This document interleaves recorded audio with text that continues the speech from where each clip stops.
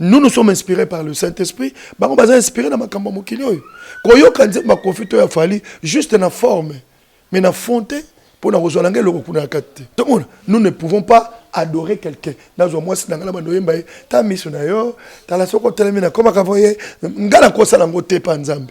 Parce que nous devons adorer seulement le Seigneur. Omoni donc to yemba la musique moko mais to kabona na inspiration. Bible lobby basali professeur autant la Bible croyant en voir la vie dans les Écritures. Or, les Écritures ne donnent pas la vie. La lettre tue. Mais ce qui vivifie, c'est l'esprit. Alors, la Bible les a recommandé, commençons d'abord par être spirituel, et enfin, on continue la lettre. Pour la lettre, il faut le Saint-Esprit a révélé.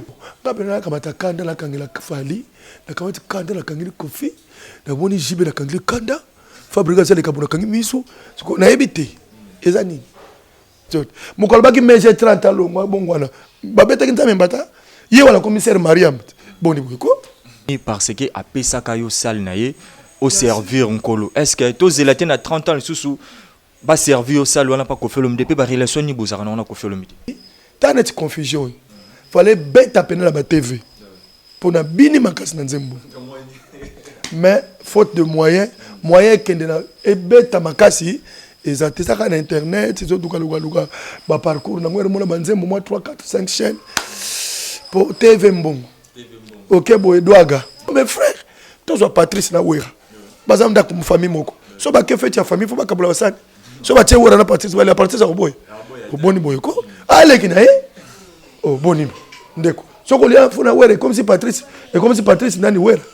Bandeko. Bila musu ya ko swana fo boy bango.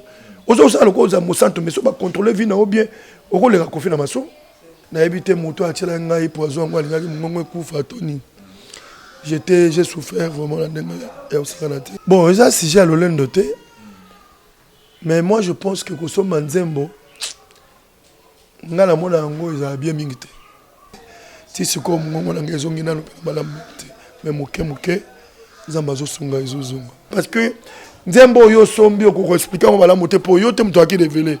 Bon au cause on peut explication peut si bien mais esprit nzembo penandenge yaki et pas mutu ba yebse ki ozana ngo pena 100% au cause ngo moi 70 30 wana za bien te na ba ina okufa na ngati. Pourquoi ko publier ngo pas bato. Il n'a pas mutu a tchaki ngo kazu 0. Merci, partout dans le monde entier, Bozolanda Bisso, tu es bien que vous avez belé devant poste téléviseur, on a bien devant différentes portables et tout. Au Bozolanda Bisso vraiment donc ça a plaisir na esengo ya koyeba ke bozala kawana toujours pour nous encourager musala auto sala ka peso ki bino bozate bisope to komona lokola musala yo sala ma bien te merci na ba partage ba abonnement na bino merci aussi na kolonzambe o ba pape sa souffle de vie ndenge to zara liboso na bino bepe merci na ba partenaire tout oyo basunga biso par rapport ya ndenge ya physique ndenge ya moral ndenge zalaka toujours kaka lelo toza bongona le frère José Nzita wa autre sola naye par rapport à confusion sont déjà na kati ya internet et réseaux sociaux na plateforme nyonso déjà ils ont cartonné ils ont payé samramlango je crois il y a cela 2 mois déjà banda sorti nango pourquoi pas tout sur la paix 30 ans de carrière il y a 30 ans de carrière naye oyo wapi est-ce que vous allez célébrer est-ce que les kananga bongo ou bien comment peut-on meka solo là o etali musique nango basalaka ba pesa biso dans différence musique au basalaka na musique o bandeko basalaka to ba musique ya ba païen la musique ya mokili ndenge ezalaka toujours pourquoi pas les à côté musupeto simba ndenge ezalaka merci tout ça déjà il y a le frère José Nzita o déjà nazo pesa frère José Mbote Mbote na yo na internet nyonso internet balanda biso partout Mbote na basali na nzambe nyonso Mbote na ba chroniqueur na ba chroniqueuse nyonso Mbote na ba artiste nyonso art plastique ba chantre ba nani ba art dramatique bino nyonso nzambe apambola bino voilà Mbote na ba diaspora ba balanda biso tous les jours et Mbote na émission na bino. Merci aussi frère José Nzita ndenge ozubiso yambi biso vraiment na résidence na yo merci à maman Élisée Mbo ba couleur merci na yo merci aussi na les patrons Bruno Lubika Mbongo ya propre merci na yo frère José toi qui est dans bonne santé bonne groupe Mobimba bon santé ça va ce qu'on a koloba ça va parce que nazala ki moi moké menacé la bombe là qui média makambo yo po alinga ité bobetela ngoba mama solo na bino nzamba salinga grâce etikala kindeka moi défaut na mongongo na ebité moto atela ngai poison ngwa lingaki mongongo ekufa toni j'ai souffert vraiment la ndenge ya usakanate ti siko mongongo na ngai ezongi nanu pe malamu te mais moke nzamba zosunga ezozonga voilà donc je crois ça va santé sikoyo bien groupe B ça va groupe ça va groupe toujours tambola toujours bien donc tous en aboma tout ya qui samedi avant tout mettre na culture qui na stade prière pour la nation voilà. Merci frère José. Mais frère, je t'en lobby que l'ingaki mingi ko beta o mambela sur KO et komela ki ya mawate. Est-ce que ezaki d'une façon ya repé ça peut force na batouana te ya kotalisa bango ke musala ba yo sala eza mabeto malamu parce que fallait dénoncer bango kambala mata kombote mais mutu ceux qui déjà dénoncer soit au lobby à rosa la paix sous na moi réserve ya koya po ebike frère José si ta ko moi kenge côté neto ya ba menacer. Mais non, on a garantie. Je suis serviteur de Dieu, je suis enfant de Dieu. J'ai une grande garantie à Marc 16-18. Où il lobby beaucoup, mais là-bas, prévage mortel. Et beaucoup faté. Si on a embêté à l'isolant, on peut pas pourquoi.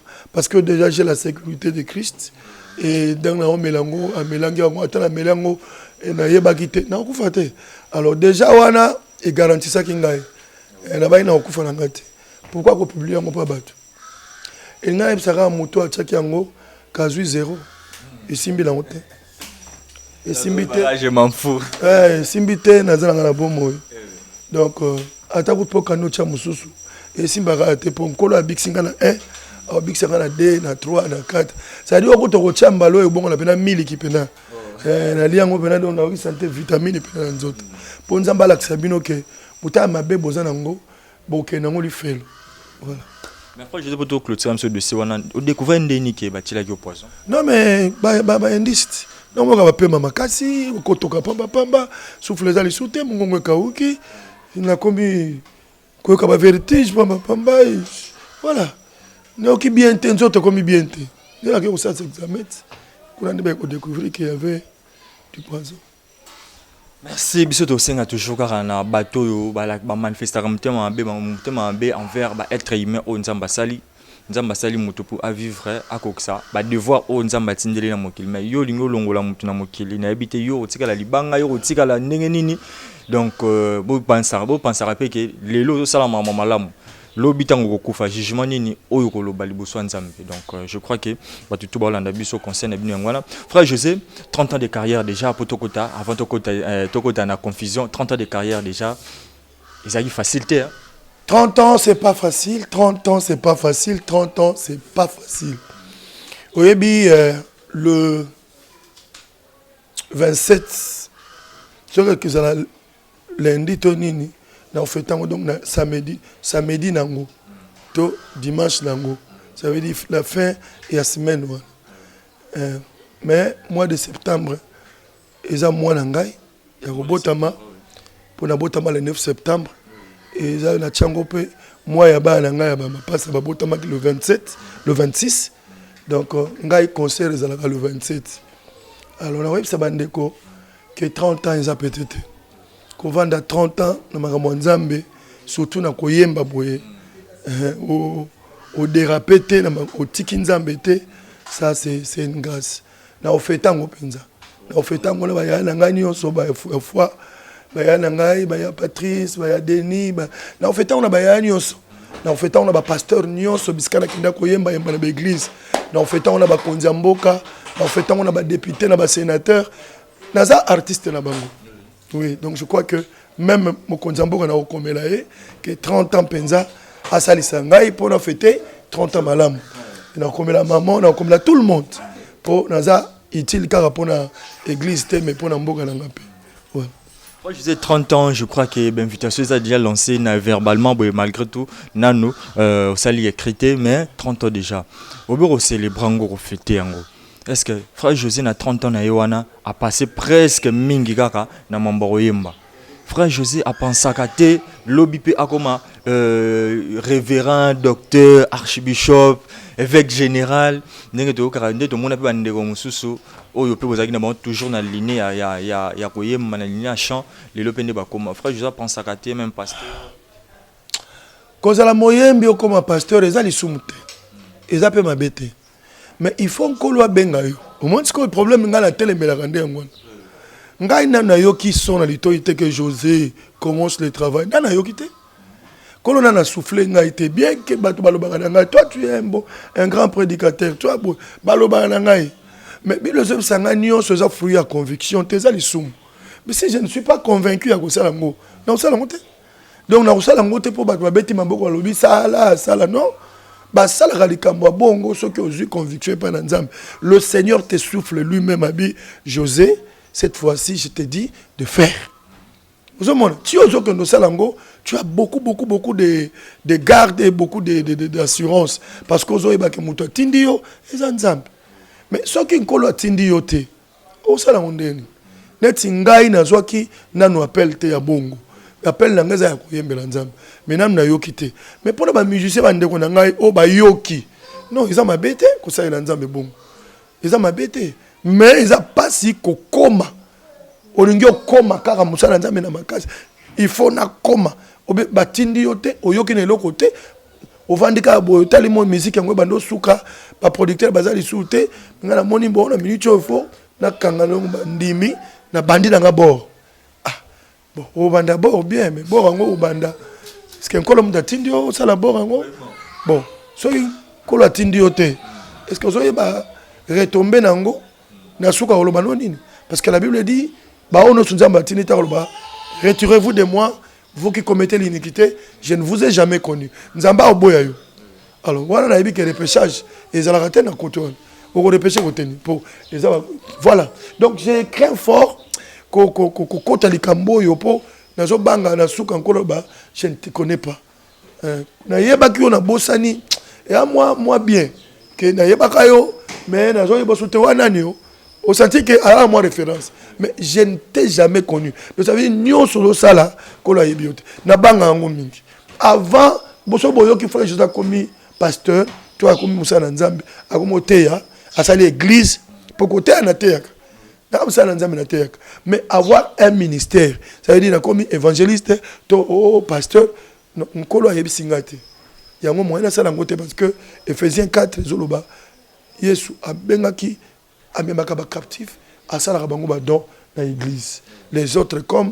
prophètes les uns comme pasteur c'est lui le patron et c'est lui le chef du personnel pour son côté na musala faut engager ba tchaka yo maboko na chef du personnel.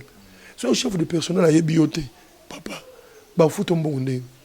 Pour y dans un barème, dans la liste il y a des salariés.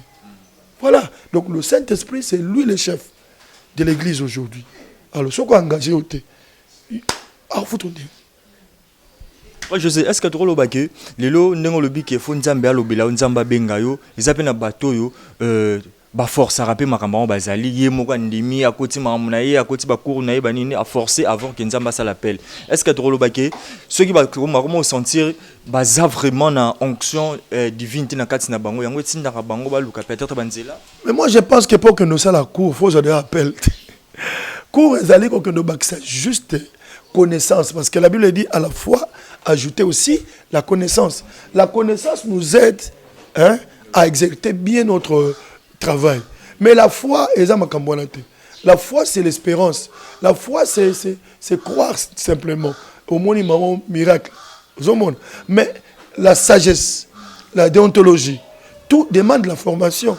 Donc c'est juste pour la formation, pour nous embêter, pour nous embêter sur formation et puis on doit pas la mokilio parce que jamais potami otangate malamoko na yebi kenza mbako salo grâce au manolo ba français pe kola ko salo grâce mais français aux mono faut kota classe kotanga po yo kota classe biloko wana c'est la connaissance qu'il faut ajouter à la foi moni net savoir vivre c'est aussi la connaissance mais ozana kondima ozana eloko nzambe pesio mais ko bakisa mayele po o komiselo kwango important sous o pesa ngo valeur c'est très important mais la kanisi kotanga cours on a théologie et ça m'a bêté ils allaient combattre sa connaissance dans la foi mais d'abord il faut commencer par avoir la foi et cette foi au bâtiment des connaissances parce que tu as la connaissance sans foi connaissance c'est ça l'autre oh comment le roi va scribe le cas pharisien aux autres la Bible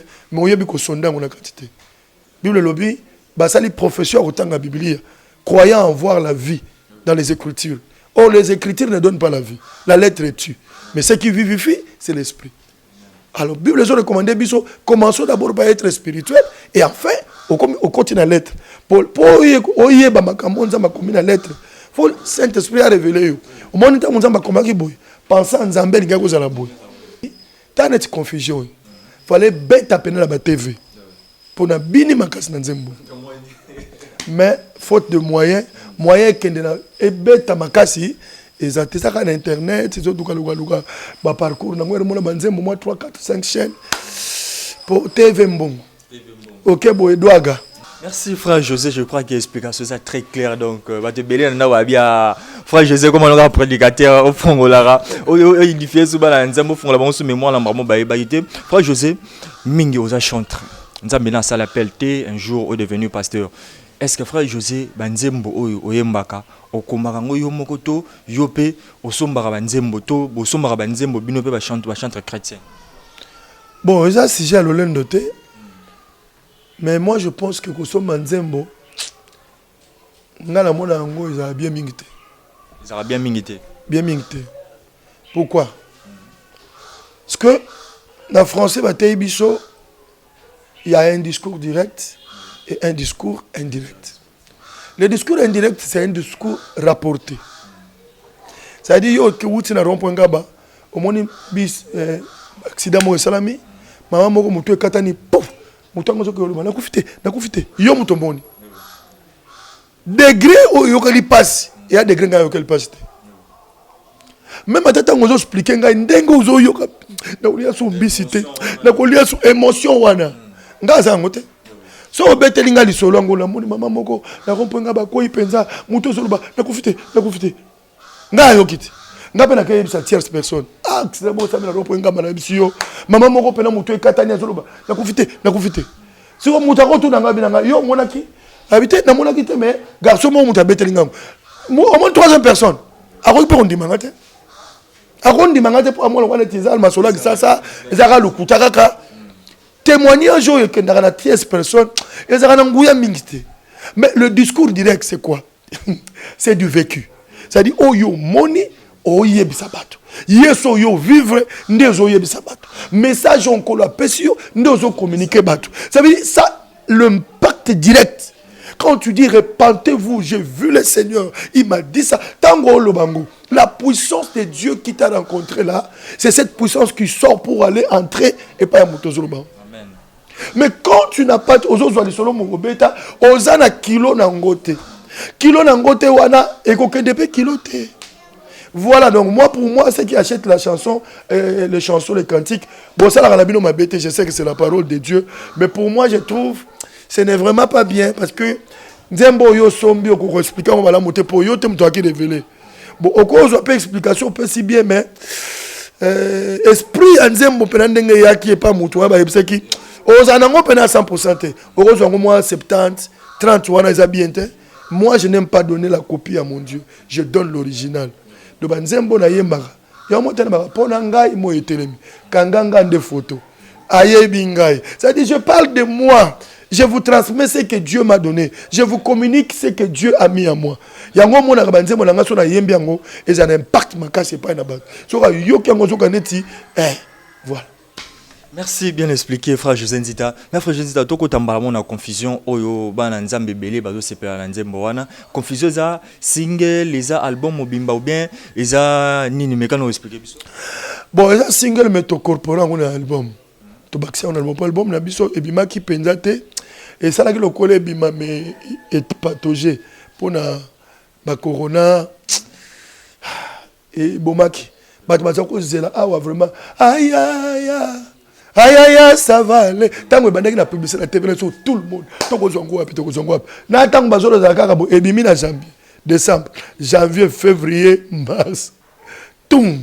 Parce que ndeko mopelo na tongo ton FC qui dans ça l'émission na frère Josézita ah bien nzemo na aya ça va la salle échangeur ngabité oh ya si comme ça bimaga mais on a quand c'est on est à la sika pour sentiment si etikala sikoyo tangu CD yeko bima na retard après ba corona imagine bimisi nzembo mais CD yeko bima après inane batusi ba pirater batusi ba isaka ba sabuli yango do tango album ebimi ezaki sous na impact soute ya un moment ni souci na ezaki plus to recommencer yango to betia on a système ba bakisa mo ba mungwa po ekesana na oya liboso eta so comprendre tango ko bima siko po pesa impact na ngo sikoyo ya bien voilà donc je crois que yango to jusqu'au na oyo confusion to incorporer on a quatre to tiango to inclure yango na quatre et ça là que et bima siko ensemble donc confusion et ça single mais to coach un album.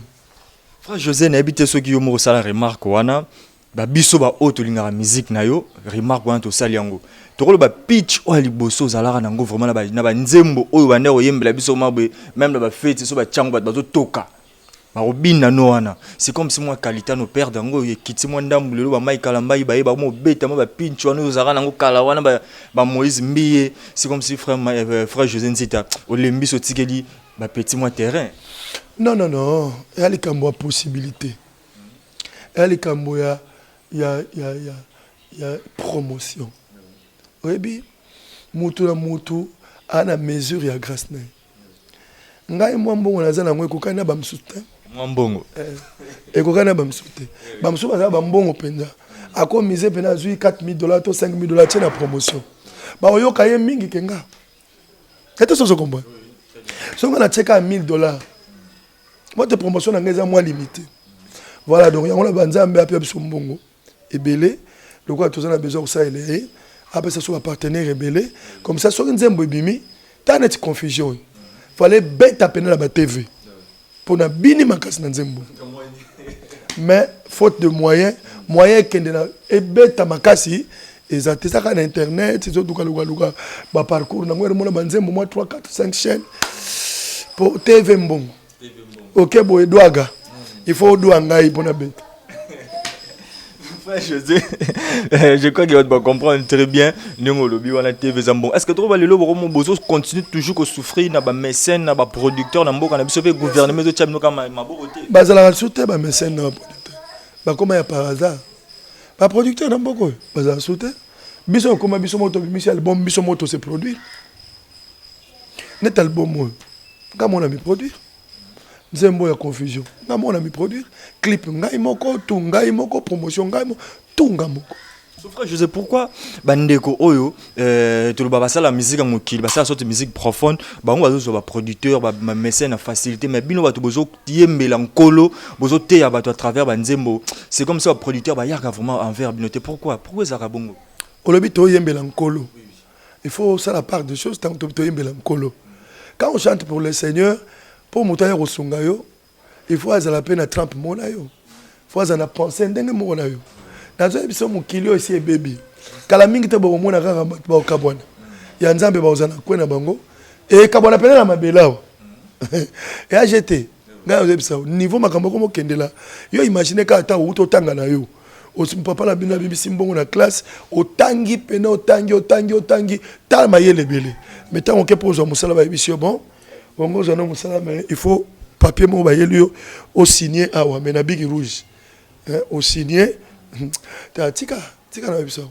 les baby tika na zo biso on a bi confusion na yebi nyo so baby etika lika lola ça veut dire mikolo ndeza bolola kaka nzambe oya nzambe a créer les biso opportunité na yemoko to s'attendre le côté na bato mokilio baze belé ya mbongo balinga ngape mais pour azwa mbongo na tshela makambo nzambe te na yebi te so babanga bako beta bango na yebi te za ndenge nini pour na yeba rater pour so que des autres mbongo ya mystique opesa ngai ça linga ta na kusambela na monde wana ba beta barobete opongata na banzambe merci et na beti prière na ngai retour faut salam na yebite yango sala ke ba yate na yebite sincèrement na zo biso na kombo nzambe ezarata mutu mutu na mbongo pena mona akabela ka webi akabela ki mutu yo yebi mi artiste ka lokola yo 100,000 mais yo kokuta na ye ozo kwa ozo ata moi 20,000 osutuka ba bimisi bo $200 so ba 200 on va pesa biso mikenga tuna ezaka ba vrai mbongo wana mutu ba pera bango za mbongo ndenge nini artiste ka lokola yo azui 100 000 mais yo kutana mutu yango boye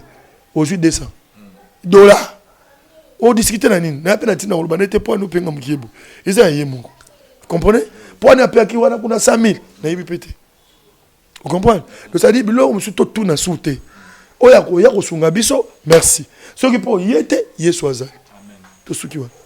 Merci frère José. Mais frère José, confusion, ils a déjà toujours continué toujours au Singapore savourer en na chaîne il y a frère José Nzita TV, c'est ça non? Frère José Nzita TV officiel.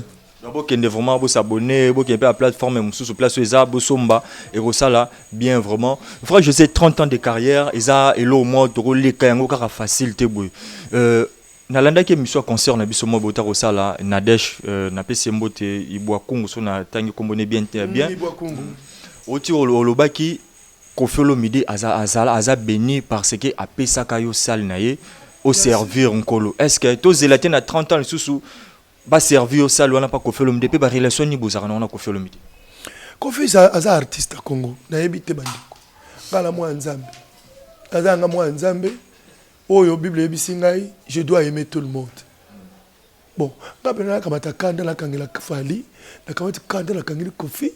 Na moni jibe na kangeli kanda fabrica ça les kabona kangi miso na ebité ezani bandeko yo kanso kangeli bango kanda ndo koti lola par contre on kotate pour évangile ezali aller vers ça veut dire va vers aller vers celui qui a besoin aller vers celui qui veut Jésus nous sommes là nous sommes de porte d'entrée nzamba tie biso grâce pour na kutana bato yo kanisi zo silika mingi nde Koffi obika so kangeli kanda na kulinga soutende abiki mais akobika kutsoko fungoli mutema plus azo kotoye basali na nzambe plus on comprend ma réalité en nzambe plus il peut dire je me réponds mais ce que bo kangela bango mitema vous ne voulez pas les rencontrer vous ne voulez pas les parler même à tamboto zo banga pourquoi ko banga c'est aux moi nzambe te pourquoi yo tonda na obanga muto zo qualifier soit disant mutakisi non mais muto pas kanga bango tika basala kisi na yebi pété à mon appétit sur tourner la raison que tout le monde a confiance à qui a osé battre bon ok prison pam donc il y a on ça bandeko ba bandeko na biso quel que soit ndenge ba koza Dieu a son temps mukolo ba ki Carlito abongo na mutabeta nzamba za Carlito le pasteur yewana mukolo ba ki débat ba bongo na mutabeta nzamba mbata débat ba yewana pasteur mukolo ba ki meje 30 ans longo bongo na ba beta nzamba mbata yewana commissaire Mariam boni bweko boni bandeko tala oye bango nde ozana tona mokili oyo nzambe mutu sa sélection mutu moko na matilo lazate c'est vrai bien aimé ata ko finga mutu masumu mais so vandi bien yo moko tali bien ba masumu na mususu ba l'action na TV ba mususu na na TV soute mingi bandoka so banzembo note mingi bandoka ta prédication no soute eza bilo mususu to sala ko biso moto conscient que na leki na ngai na masumu vous comprenez mais pour na bakanga yo te yango saka mo lolendo na pampa dans ngai biso bandeko ye bango on ne peut pas crucifier Batundengwana. Yesu soka ningaki bisote, il n'allait pas descendre pour aller sauver biso. Nous on était pécheurs. Biso no so bandumbat. Biso no so batamasumuti. Na ba kwe moko boye, na ba petit moko boye. Le long kolo a bongolo mutema. Donc comme lolendo, non. Tu dois aimer ces gens-là. Tu dois aimer parce que Yesu akaki mawa abikisi yo. Tu dois avoir compassion aussi à nos frères. Ngalinga bango nyonso. Je les aime. Quand on a écouté la bango na yamba bango na nzoto. Ce sont mes frères. Tous Patrice na wera. Bazamda comme famille moko. So ba ke fait ya famille faut pas kabula wasani. So ba tie wera na Patrice ba la Patrice ko boy. Ko boni boy ko. Ale kina oh boni ndeko. So ko lia funa wera comme si Patrice et comme si Patrice nani wera. Bandeko. Bila musu ya ko swana fo boy bango. Ozo sala ko za mosanto mais so ba contrôler vie na o bien. O ko le ka kofi na maso.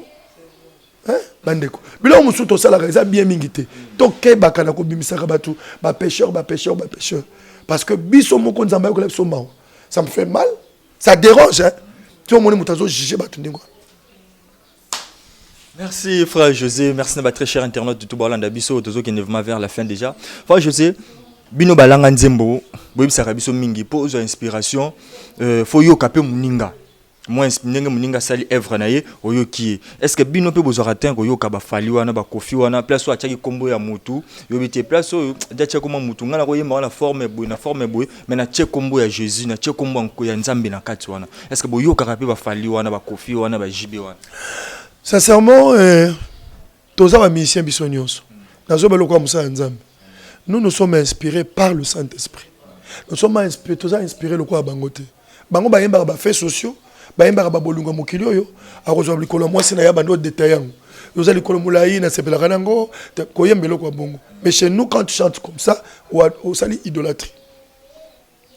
Nous ne pouvons pas adorer quelqu'un. Dans un mois c'est dans la bando yemba, ta mission na yo, ta la soko telemina comme akavoye, ngala ko sala ngote pa nzambe. Parce que nous devons adorer seulement le Seigneur. Donc, tu as la musique mais tu as une inspiration. Nous sommes inspirés par le Saint-Esprit. Nous sommes inspirés dans ma campagne. Juste dans la forme. Mais dans la fonte, pour nous rejoindre le recours. Je te comprends. Tu comprends tes formes. Mais ça veut dire quoi? À ça, la musique n'est très bien. À côté d'un studio à bien. À ça, les clips qui toquent. Ça, c'est bénéfique pour moi. Je dois profiter que ça, la clip a bien pour Nanzambe Nanga. Je dois profiter que un studio qui toque pour ça, ils bien, je dois profiter. Vous comprenez? Babilo ko wanande. Dans la capacité ko yibango pour na salle l'ensemble de bien bongo. Mais fond ya malobanaye, ce n'est pas important pour moi. D'accord, yo quand c'est mon la forme mais pas de le fond parce que tant que solo tu ngaba kambwana na yebi monte. Na yebi peut-être na kokota pe kunate. Ça dit pas na ngaka sala ngelo rote. Mais na yoki kaka ndenge ayembi. Mais bato ba yebi makambo ba yiba code wana. Ta ba yoki code wana ta yembi boy. Vous comprenez? Pour ba mesana na ba code na bango. Mais ngai so na koyemba Christ. Mais musique en tout cas do kaka yango to betaka. Studio kaka yango to kotaka. Il n'y a pas un synthé spirituel. Guitare prophétique ezaka na moté. Nyo so ba guitare na ba synthé na ba studio karambo. Voilà. Frère José Sikolo nyo sepela na moté pa na bango parce que na moni lobika malamu mwa mingi pa bandeko wana ba yemba musique profonde mais lo ni oyo sepela na moté pa na bango frère. Boko sepela na ngote pa na bango ngai te mutu na benga bango. Oya pesa bango mission wana nda ko sepela na bango te. Ngai na zo pesa yeka faire bravo na makambo zo sala c'est tout. Et si a pesa nga senga conseil. Tu vois maintenant? Si on a senga conseil abi José Nzita conseiller nga na ndela sala kabu. Ah, afunguli nga nziko munoko. So sengi featuring. Te featuring to kosane banzembo sida, banzembo moustiquaire parce que toi ba conduire toi ba niti. Ba éducateur de mast. To ko ba banzembo ya guerre est. To kosala ngo poto te ya bato. Mais to ngana ye to ko ye manzembo ya nzambe te po ye aza libanda côté na nganza boy. Ça veut dire akoyembela ne nzambe. C'est vrai, mais ye moko. Mais nga so na yemba ne nzambe, il faut se conformer na makambo nanga. Tu comprends? Et ça la moi pas c'est pour ataye moko. So bon, ba yebi bango mo banzembo la bango ebetaka mingi na babar, mingi na ba boîte, omoni. Mais moko mo te o église moko ta catholique. O to comme na tango offrande, temba no offrande.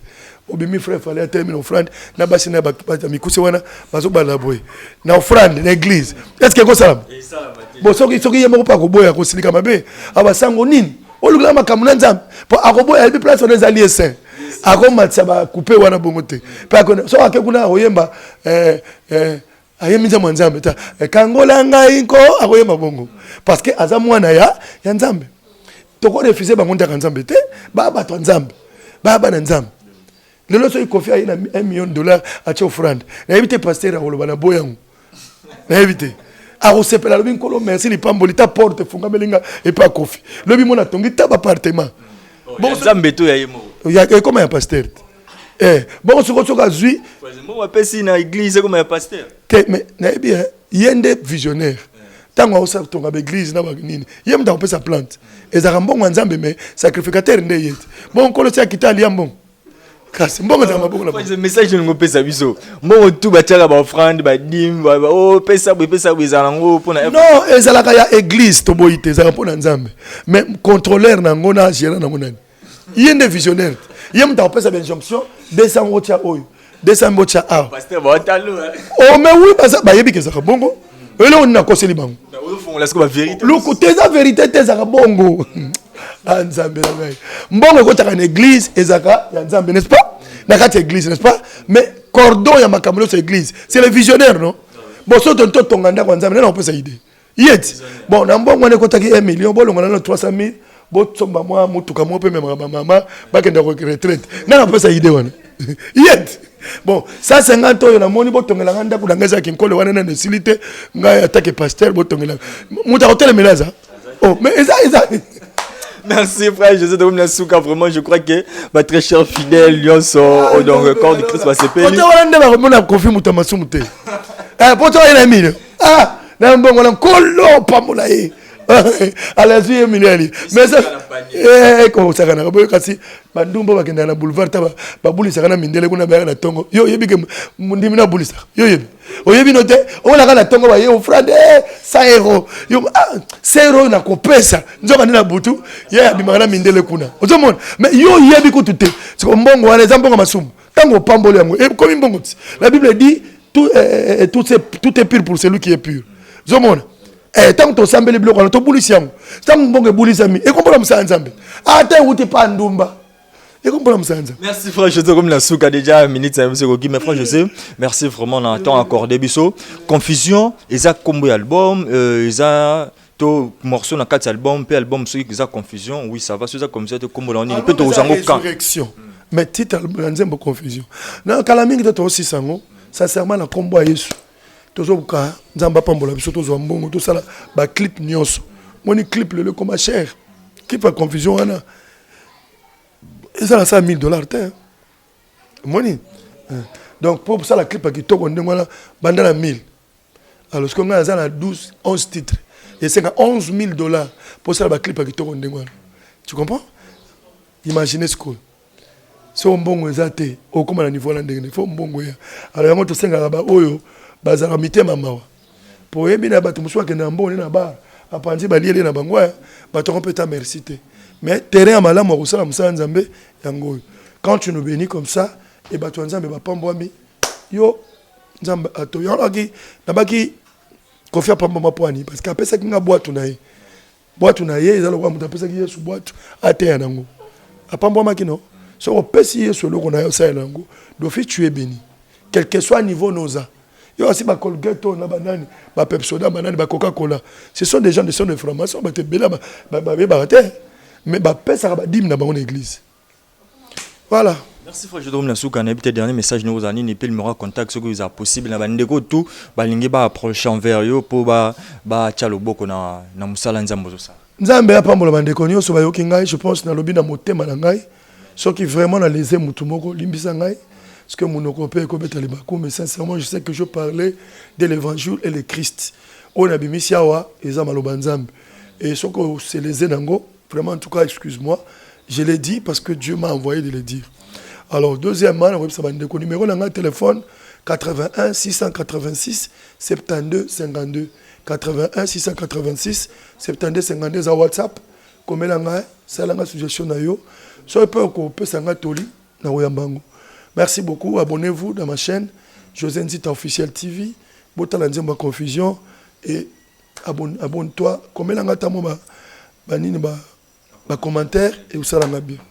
Merci frère José, vraiment on attend encore parce que je crois que ban la nzambe nyon surtout bazui parti na bango baza déjà RCP là. Merci aussi à tout balandi biso partout dans le monde entier na ba très cher abonné na biso nyon so pesa so confiance ba ona ba pesa so confiance té bo pesa biso confiance wana ya kozana biso ensemble bo kende pe na chaîne ya frère José Nzita donc José Nzita officiel TV bo s'abonner pe belé pour na bo partager pe belé pour na encourager toujours musala au frère José Nzita a la biso ndenge ezala toujours kaka donc merci normalement Lizembu ba couleur merci na yo na nyonso zo sala merci aussi na le patron Bruno Lubi Kambongo ya propre toujours ndenge accompagner biso merci na population nyonso oyo toujours bazalaka wana pona kondima Yesu Christ za nkolo pe mobiki sina biso propre wana esalinga bien a continuer kozala mbongo propre c'est bon esalinga bien. Merci, je crois que le message vraiment en 4 ans on a retenu pas le patron Bruno Lubika par rapport à message à frère José Nzita. Frère José Nzita, merci vraiment de comme le son à Souka. C'est moi qui vous remercie. Bye.